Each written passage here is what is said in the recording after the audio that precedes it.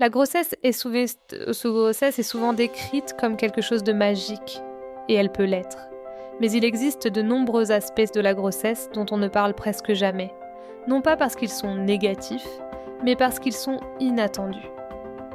Dans cette vidéo, nous allons explorer avec douceur les choses sur la grossesse que personne ne vous dit, afin que vous vous sentiez informé, préparé et moins seul dans votre expérience.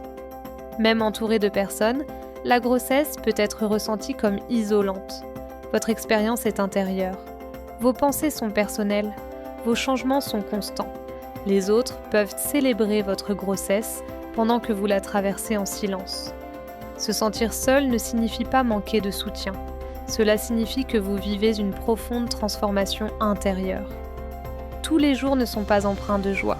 Certains jours peuvent sembler inconfortables, accablants, émotionnellement lourds.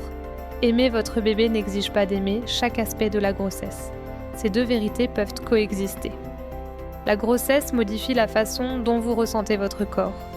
Votre corps devient plus sensible, plus imprévisible.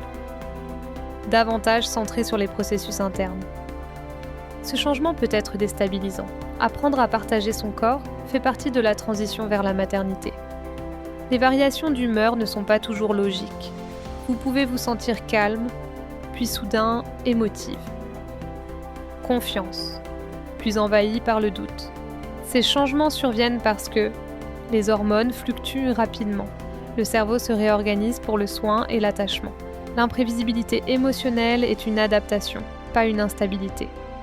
Même avec des examens normaux, l'inquiétude peut persister. Cela ne signifie pas que quelque chose ne va pas. Cela signifie que la responsabilité s'est approfondie. L'attachement a commencé, l'inquiétude est souvent une forme discrète de soin. Les intentions sont bonnes, mais les conseils s'accumulent rapidement. Tu devrais. Quand j'étais enceinte, une amie à moi a fait ça. Trop de voix créent de la confusion. Choisir quels conseils ignorer est aussi important que choisir lesquels suivre. Vos priorités évoluent.